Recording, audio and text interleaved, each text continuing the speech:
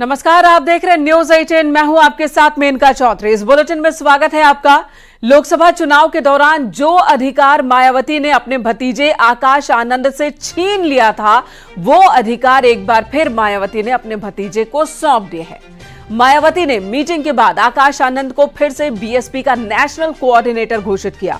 साथ ही उपचुनाव में स्टार प्रचारक की जिम्मेदारी भी दी। यानी आकाश आनंद का सियासी कद फिर से बढ़ चुका है और आज आकाश के सिर पर हाथ रखकर आशीर्वाद देती दिखी मायावती। देखिए ये रिपोर्ट।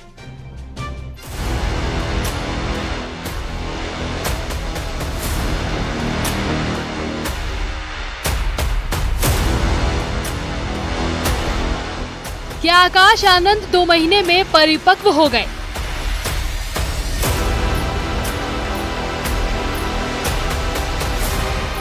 क्या मायावती को भतीजे पर फिर भरोसा हो गया?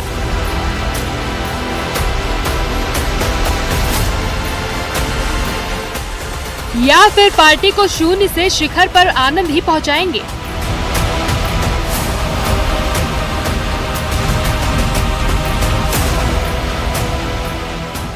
क्योंकि बसपा सुप्रीमो मायावती के भतीजे आकाश आनंद की राजनीति में री एंट्री हो चुकी है।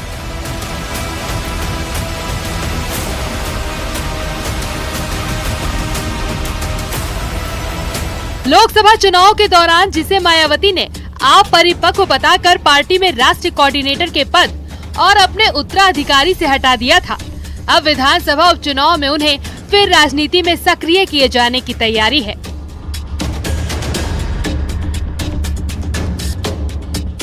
यूपी समेत अन्य राज्यों में होने वाले विधानसभा उपचुनाव के स्टार प्रचारकों की लिस्ट में मायावती के बाद दूसरे नंबर पर आकाश आनंद का नाम है।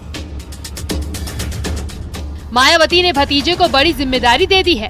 आकाश आनंद बीएसपी के नेशनल कोऑर्डिनेटर बन चुके हैं। स्टार प्रचारकों की लिस्ट में दूसरे नंबर पर आकाश का नाम है। विधानसभा उपचुनाव के लिए उन्हें जिम्मेदारी मिली है। बीएसपी सभी विधानसभा उपचुनाव लड़ेगी। लोकसभा चुनाव के दौरान आकाश आनंद के प्रचार अभियान को काफी आक्रामक माना गया था कि बाबा साहब और माननीय साहब श्री काशीराम जी के सपनों को वो इस प्रदेश में नहीं बल्कि पूरे देश में लागू करके उनके सपने को पूरा कर सके। उनके कुछ भाषणों की काफी चर्चा हुई थी। ऐसे ही एक भाषण के बाद एफआईआर भी दर्ज हो गई थी।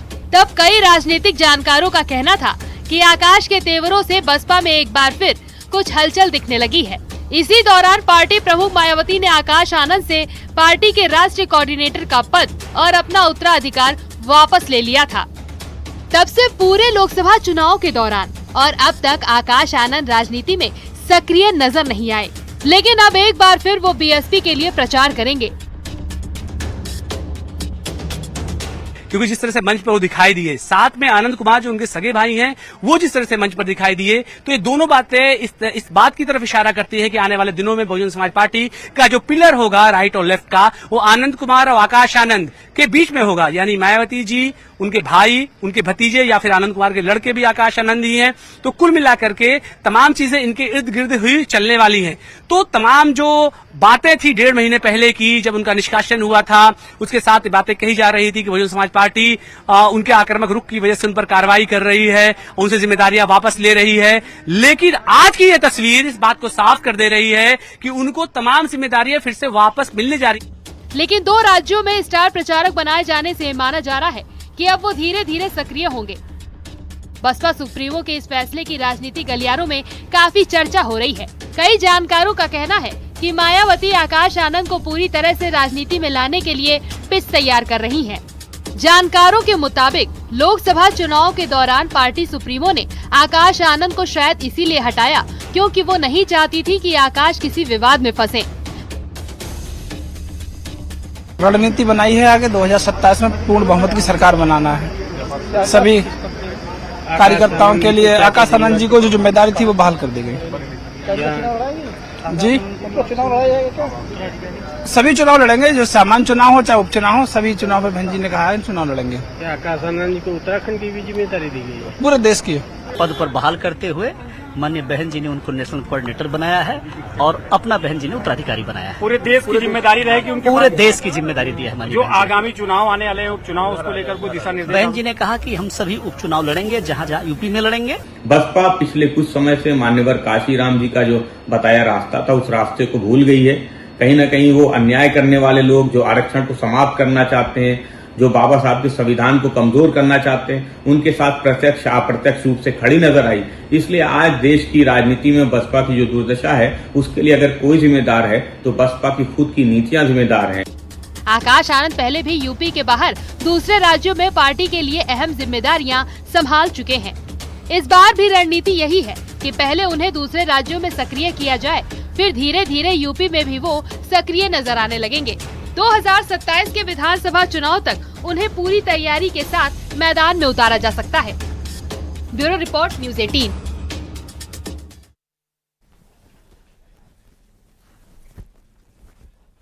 आकाश आनंद पर मायावती ने 7 मई को कार्रवाई की थी। सवाल ये कि आखिर आकाश आनंद को मायावती ने हटाया क्यों था और इसके पीछे वजह आकाश आनंद के आक्रामक तेवर को माना गया था उस वक्त। दरअसल 28 अप्रैल को सीतापुर की रैली में आकाश आनंद ने आपत्तिजनक बयान दिया था। सीतापुर रैली के बाद मायावती ने एक्शन लिया। पहले 1 मई को औरैया और हमीरपुर की रैली रद्द कर दी गई, फिर आकाश आनंद को पार्टी से साइड कर दिया गया। उत्तराधिकारी और नेशनल कोऑर्डिनेटर पद से हटा दिया गया। आक्रामक तेवरों से लोकप्रिय हुए थे आकाश, लेकिन आपत्तिजनक बयान पर चुनाव आयोग ने नोटिस भेज दिया था, जिसके बाद मायावती ने यह एक्शन लिया था।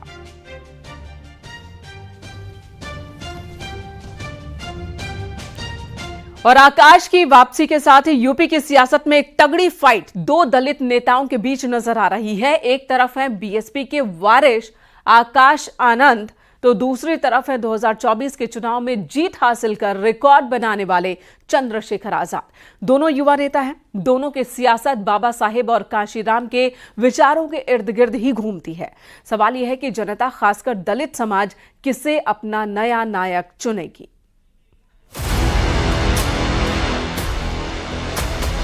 कि बाबा साहब और मान्यवर साहब श्री काशीराम जी के सपनों को वो इस प्रदेश में नहीं बल्कि पूरे देश में लागू करके उनके सपने को पूरा कर सके।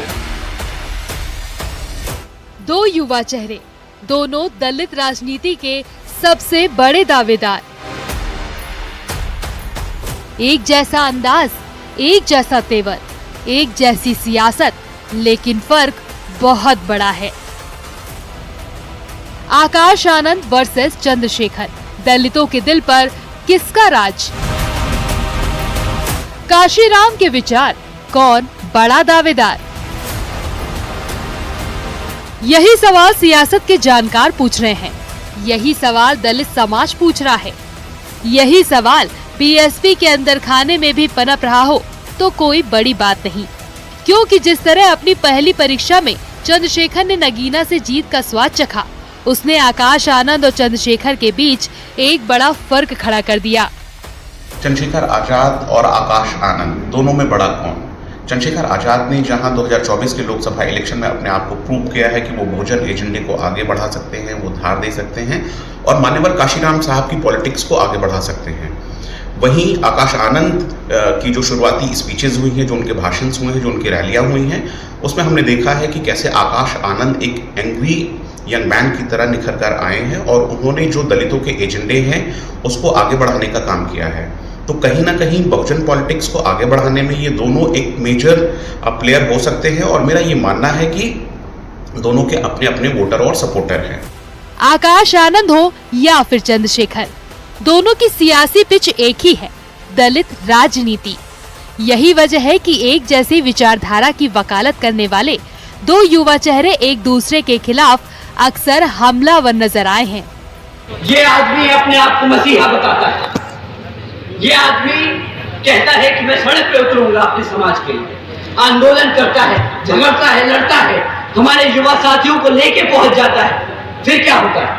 हमारे युवा साथियों पे मुकदमे होते हैं और जैसे ही मुकदमे होते हैं वे बेचारे ढूंढते फिरते हैं कि भाई साहब हमें बचाओ।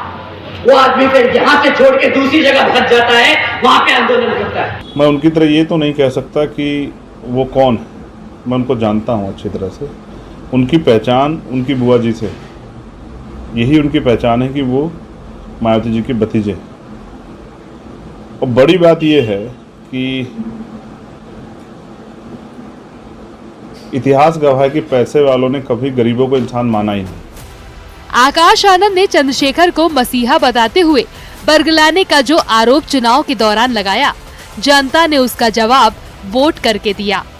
नतीजा ये रहा कि 2019 में जिस नगीना सीट पर बीएसपी काबिज थी, वहां 2024 में चंद्रशेखर पहली बार चुनाव जीते। सभी जानते हैं इस चुनाव के बाद चंद्रशेखर जी का कद पूरे उत्तर प्रदेश ही नहीं पूरे उत्तर भारत में बढ़ गया और चंद्रशेखर जी के तरफ पूरा बहुजन समाज एक आकांक्षा भरी नजरों से देखने लगा। जहां तक आकाश आनंद साहब की बात है, आकाश आनंद हम सभी जानते हैं कि जो मुद्दे लोकसभा चुनाव के प्रथम 2 फेज तक उन्होंने उठाया, वो मुद्दे बहुत ही प्रासंगिक थे, लेकिन उन्हें अचानक से साइडलाइन कर दिया गया। तो हम कह सकते हैं कि ये दोनों युवा बहुत ही ऊर्जावान हैं। आकाश आनंद 29 साल के युवा नेता हैं, जबकि चंद्रशेखर की उम्र 38 साल है। सियासी अनुभव की बात करें तो आकाश आनंद को अभी 2 साल भी सक्रिय राजनीति में पूरे नहीं हुए, लेकिन चंद्रशेखर पिछले 8 सालों से जमीन पर पसीना बहा रहे हैं। सड़क पर उतरकर दलितों के लिए आवाज उठाते रहे हैं। ये अलग बात है कि आकाश आनंद ने लंदन से MBA किया है, जबकि चंद्रशेखर ने कानून की डिग्री ली है।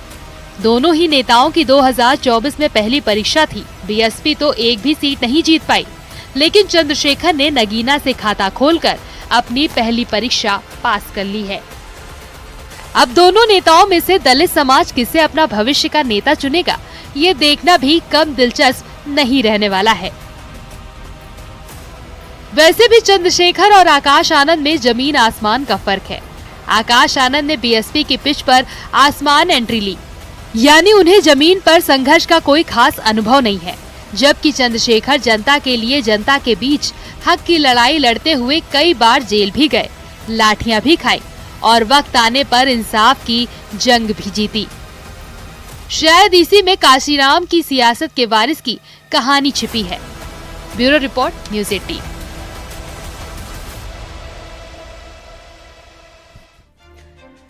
और बड़ी खबर आ रही है कि अखिलेश यादव संसद सत्र से पहले अपने सांसदों के साथ मीटिंग करने वाले हैं।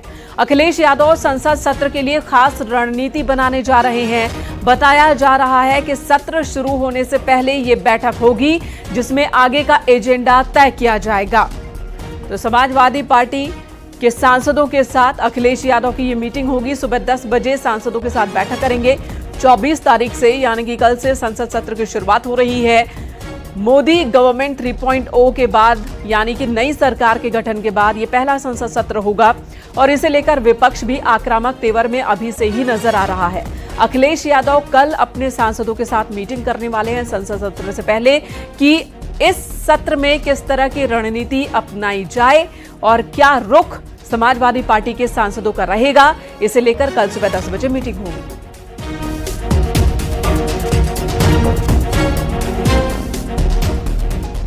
और कल से शुरू हो रहे संसद सत्र से पहले फैजाबाद से एसपी सांसद अवधेश प्रसाद ने न्यूज 18 से खास बातचीत की और इस मौके पर उन्होंने कई मुद्दों पर अपनी राय रखी है। उन्होंने बीजेपी पर निशाना साधा। उन्होंने कहा कि बीजेपी वाले नकली लोग हैं, राम अनादिकाल से हैं, हम अयोध्या वासी हैं, साथ ही राम भक्त हैं। कक्षा 11 का संकल्प पूरा होने की शुरुआत, इसे कहा उन्होंने। भगवान रामलला का आशीर्वाद उनके साथ है, नफा नुकसान की राजनीति वो नहीं करते। तो सामने आ गया। अरे भाई, अगर ये होता तो चुनाव जीत जाते, हम काहे जीतते, है कि नहीं। और असली राम भक्त तो तय हो गया ना। अब असली राम अवधेश प्रसाद राम भक्त हैं। अवधेश प्रसाद जी पूजा करते हैं श्री राम जी की। असली राम भक्त समाजवादी पार्टी के लोग, हमारे नेता माननीय अखिलेश जी हैं, हमारे नेता जो दुनिया में नहीं हैं, मुलायम सिंह जी हैं। हम तो वहीं पैदा हुए हैं। कक्षा 12 BA में जब पढ़ते थे तो जहां रामलला जी विराजमान हैं, सीता रोसिंहा का दर्शन करते थे।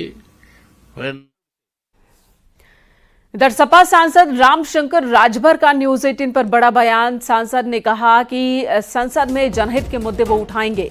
रमाशंकर संसदीय दल के नेता होंगे, अखिलेश ही होंगे, ये उनका कहना है कि संसदीय दल के नेता होंगे अखिलेश यादव। देश ने अखिलेश को स्वीकार किया है और अब यूपी में सपा और ज्यादा मजबूत होगी। साथ ही उन्होंने ये भी कहा कि इंडिया गठबंधन को भारी वोट मिला है। दूसरी बार सदन में जो देश का मंदिर है उसमें हम लोग प्रवेश करेंगे और जो जनहित की समस्याएं हैं उसके लिए सदन में हम लोग जनता के हकों पर जो हमले हो रहे हैं अब उसको रोकने के लिए सदन में जो कुछ करना पड़ेगा मैं अपने नेता माननीय राष्ट्रीय अध्यक्ष जी के निर्देश पर हम लोग सदन में करेंगे। कल अखिलेश जी भी आ रहे हैं और 10 बजे बैठक बुलाई है सांसदों की, क्या संसदीय दल का नेता भी तय होगा उसी में? देखिए हमारा तो संसदीय दिल्ली आ गए तो संसदीय दल के नेता है ही हैं, वो प्रक्रिया होगी पूरा हो जाएगी।